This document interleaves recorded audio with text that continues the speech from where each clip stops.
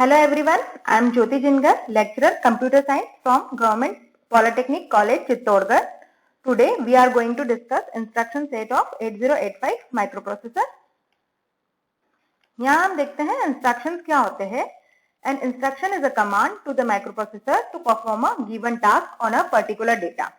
Instruction एक तरह का command है जो हम microprocessor को देते हैं कोई particular काम को करने के लिए और वो भी किसी particular data पर वो काम किया जाता है.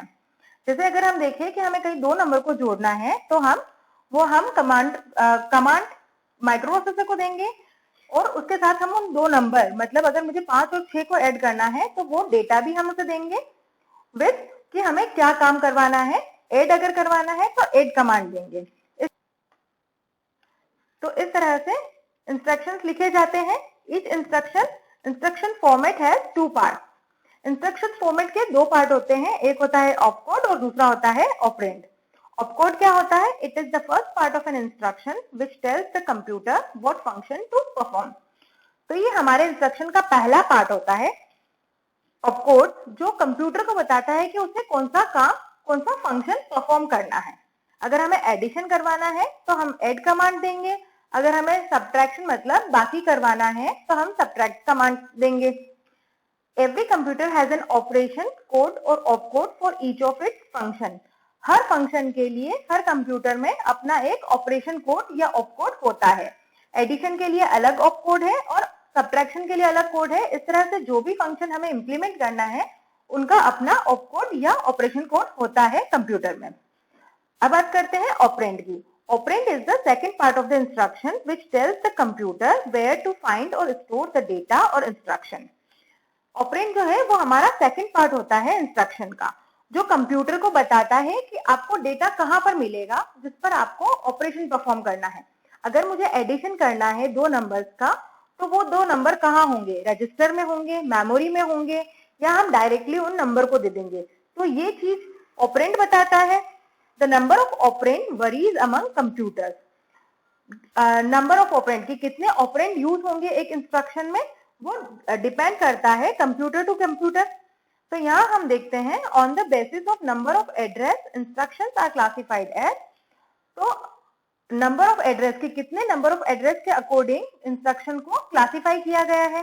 पहला है 0 एड्रेस इंस्ट्रक्शन, दूसरा है 1 एड्रेस इंस्ट्रक्शन, तीसरा है 2 एड्रेस इंस्ट्रक्शन और चौथा है 3 एड्रेस इंस्ट्रक्शन. इसमें हम 0 एड्रेस इंस्ट्रक्शन की बात करते हैं. This instruction do not use address field in the instruction.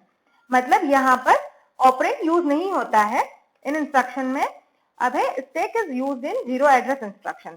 तो यहाँ 0 एड्रेस इंस्ट्रक्शन में हम स्टैक यूज करते हैं. स्टैक क्या होता है? Stack is a linear data structure which follows a particular order LIFO, last in first out, in which the operations are performed. तो स्टैक एक लीनियर डेटा स्ट्रक्चर है जो कि एक पर्टिकुलर ऑर्डर में काम करता है, जिस ऑर्डर को हम कह सकते हैं last in first out. Last in first out का मतलब है कि जो एलिमेंट सबसे लास्ट में आया है. सपोज करिए ये डेटा एलिमेंट ये सबसे पहले हमारा ये वाला डेटा एलिमेंट आया है, उसके बाद ये आया और सबसे लास्ट में हमारा ये वाला डेटा एलिमेंट आया है. जबकि जब हमें इसे निकालना होगा, पॉप ऑपरेशन होगा, तब सबसे पहले सबसे लास्ट में आया हुआ एलिमेंट बाहर निकलेगा. तो इस तरह के डेटा स्ट्रक्चर को हम स्टैक कहते हैं. तो यहाँ हम 0 एड्रेस इंस्ट्रक्शन में स्टैक का यूज करते हैं. यहाँ हमने एग्जांपल में लिया है मल, MUL जो है ये ऑपकोड है मल्टीप्लिकेशन के लिए, मतलब गुणा के लिए. अब हमने यहाँ पर ऑपरेंड नहीं दिया है. ऑपरेंड मतलब हमने डेटा नहीं दिया है कि किसके बीच में मल्टीप्लिकेशन करना है. तो ये एक 0 एड्रेस इंस्ट्रक्शन है जो कि एड्रेस को यूज करता है, स्टैक को यूज करता है. स्टैक के सबसे टॉप 2 एलिमेंट को निकालेगा. यहाँ स्टैक में पड़ा हुआ है B और A, तो इनको पहले बाहर निकालेगा और वहां से उनके बीच में मल्टीप्लिकेशन का ऑपरेशन परफॉर्म करेगा और उस मल्टीप्लिकेशन का जो भी रिजल्ट आता है वो फिर से स्टैक का टॉप एलिमेंट मतलब स्टैक में फिर से हम पुश कर देंगे. तो इस तरह से हमारा 0 एड्रेस इंस्ट्रक्शन काम करता है.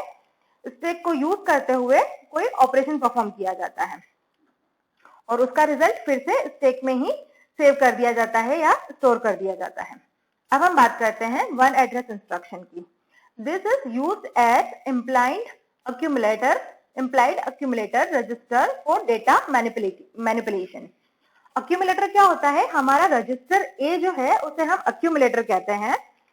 तो इसमें डेटा मैनिपुलेशन के लिए accumulator रजिस्टर मतलब रजिस्टर A यूज होता है। One operand is an accumulator and other is in register और memory location. इसमें से एक तो हम accumulator को यूज करते हैं और दूसरा अलग से स्पेसिफाई करते हैं कि इस रजिस्टर या इस मेमोरी लोकेशन में हमारा डेटा पड़ा होगा। Implied means that the CPU already knows that one operand is in accumulator, so there is no need to specify. यहाँ हमने implied वर्ड का यूज किया है। implied का मतलब क्या होता है कि CPU को पहले से ही पता है कि इसका एक रजिस्टर तो हमारा accumulator मतलब कि रजिस्टर A है, जिसे हमें अलग से स्पेसिफाई करने की जरूरत नहीं है। तो अलग से स्पेसिफाई करने की जरूरत नहीं है, इसलिए इसे इम्प्लाइड कहा गया है। अब इसको देखते हैं कि किस तरह से लिखते हैं। यहाँ हम लिखते हैं ऑपकोड और दूसरा लिखते हैं ऑपरेंड। इसमें से एक ऑपरेंड तो अक्यूमुलेटर होगा और दूसरा ऑपरेंड हम अलग से स्पेसिफाई करते हैं। यहाँ हमने एग्जाम्पल में लिया है 8b। 8b का मतलब है a equal to a plus b। a क्या है? हमारा रजिस्टर है और वो अक्यूमुलेटर है। तो अक्यूमुलेटर में पड़ा हुआ डेटा रजिस्टर बी के साथ ऐड करो, रजिस्टर बी में पड़े हुए डेटा के साथ ऐड करो और उस जो भी आंसर आता है उसको हमें फिर से अक्यूमुलेटर में मतलब रजिस्टर ए में सेव करना है। तो इस तरह हमारा वन एड्रेस इंस्ट्रक्शन काम करता है। अब हम देखते हैं two address instruction. Two address instruction, here two address can be specified in the instruction. इसमें हमें अलग से दोनों ही एड्रेसेस को स्पेसिफाई करना पड़ता है।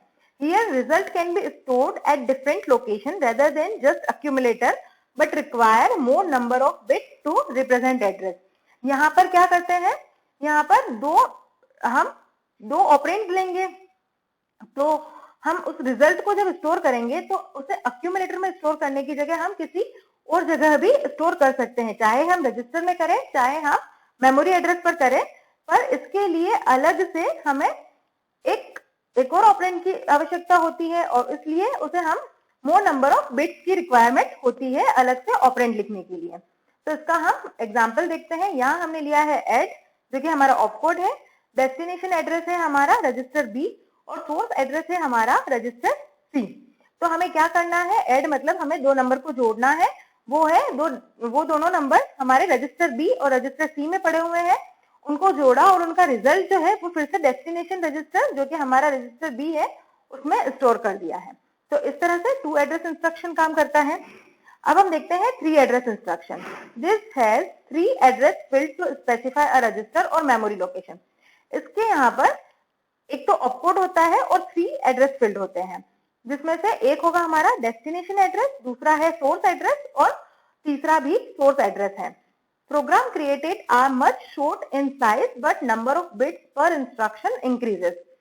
इसके द्वारा मतलब अगर हम थ्री एड्रेस इंस्ट्रक्शन की हेल्प से अगर कोई प्रोग्राम बनाए तो वो प्रोग्राम बहुत छोटा होगा, पर उसके लिए नंबर ऑफ बिट्स पर इंस्ट्रक्शन मतलब एक इंस्ट्रक्शन के लिए हमें ज्यादा बिट्स की आवश्यकता होगी थ्री एड्रेस इंस्ट्रक्शन में।